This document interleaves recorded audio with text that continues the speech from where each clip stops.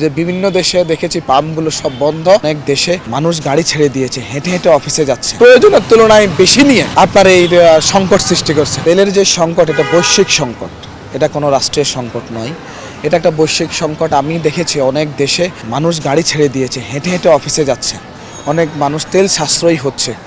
বহির্বিশ্বে যেমন আপনার সবচেয়ে ইম্পর্টেন্ট যে বিষয়টা তেলের সংকটের, যুদ্ধের কারণে যে তেলের সংকট, হরমুজ প্রণালী একটা মানে খুব গুরুত্বপূর্ণ জোন, এই জোনটা বন্ধ থাকার কারণে এবং ইরান এটাকে বন্ধ রেখেছে দেখে কিন্তু আপনার এই তেল সরবরাহটা কিন্তু ব্যাঘাত ঘটেছে।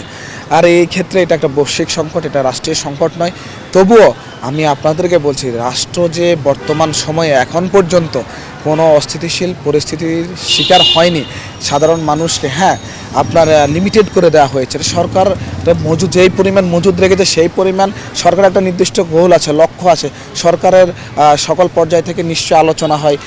যুদ্ধ যেমন আপনি জানেন যে যুদ্ধ অনেক সময় এখন স্থলে চলে যাচ্ছে, আবার যুদ্ধ অনেকেই বন্ধ করার জন্য, সমঝোতা করার জন্য চেষ্টা করছে অনেক রাষ্ট্র সকল। এবং আপনি কিন্তু ট্রাম্প একটা কথা বলেছিল যে ন্যাটোভুক্ত দেশগুলো তাদের পাশে নেই, এটা কিন্তু কখনো আমেরিকার পাশে এটা হয়নি যে ন্যাটোভুক্ত দেশ কখনো তাদের পাশে থাকে না। তো সুতরাং আমার মনে হচ্ছে এই যুদ্ধটা হয়তো বেশি দিন নাও হতে পারে।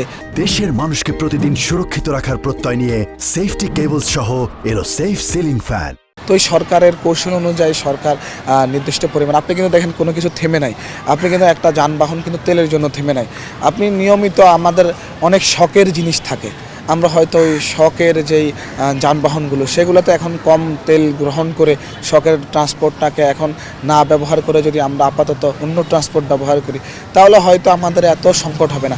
একটা নির্দিষ্ট সময়ের জন্য সরকার নিশ্চয়ই অপেক্ষা করছে, কারণ হয়তো হরমুজ প্রণালী কিছুদিনের মধ্যেই হয়তো ছেড়ে দেওয়া হবে এবং তাতে আপনার যে জাহাজগুলো, তেলবাহী জাহাজগুলো আছে সেগুলো চলাচল করতে পারবে। এই প্রেক্ষিতে আমার মনে হয় এটার সংকট খুব দূরে নয়, এটা শেষ হয়ে যাবে, বেশি দিন হয়তো থাকবে না ইনশাল্লাহ। এবং আমি তো বলেছি যে অন্য দেশের সাথে যদি আপনি তুলনা করেন, যে বিভিন্ন দেশে দেখেছি পাম্পগুলো সব বন্ধ, অফিসে যাচ্ছে, স্কুলে যাচ্ছে, কলেজে যাচ্ছে, হেঁটে হেঁটে যাচ্ছে, ঠিক আছে। তো সেই জায়গাটার মধ্যে বাংলাদেশে এখনও আপনাদের যানবাহন চলছে, এখনও তেল সরবরাহ দেওয়া যাচ্ছে।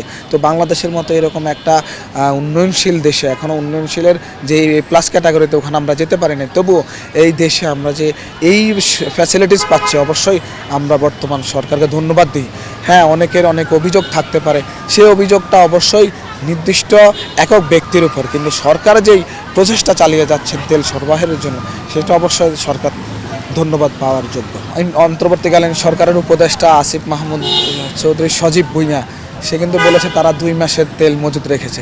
তাহলে তাকেই যে আপনারা জিজ্ঞাসা করুন গিয়ে 2 মাসের তেল কোথায় সে মজুদ রেখে গিয়েছে, এবং 2 মাসের তেলের যে কনজামশন অ্যান্ড ডিমান্ড এবং সাপ্লাই এবং ডিমান্ডের যে সম্পর্ক, সেই সম্পর্কটাকে অ্যানালাইসিস করে দিতে বলুন।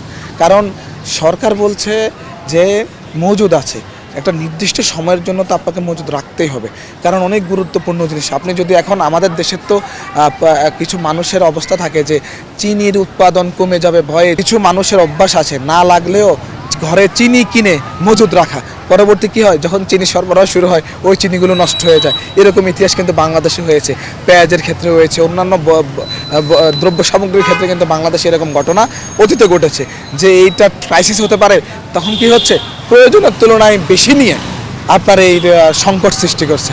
তো এরকম যেন না হয়, এইভাবে এই ক্ষেত্রে সরকার এই জিনিসটাকে গুরুত্ব দিচ্ছে যে অন্তত সংকট হবে বা তেল থাকবে না, এইটা চিন্তা করে কেউ যেন মজুত না করতে পারে। অসাধু ব্যবসায়ীরা থেকে শুরু করে অনেক সময় ভোক্তারাও অনেক সময় অসাধু হয়ে যায়।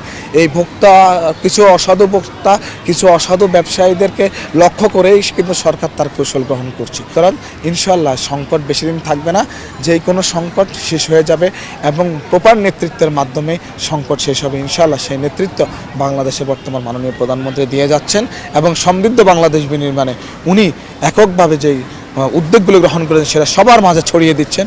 ওনার ক্যাবিনেটের যারা আছে সবাই কিন্তু আপনি দেখেন 9টায় কিন্তু অফিস করে।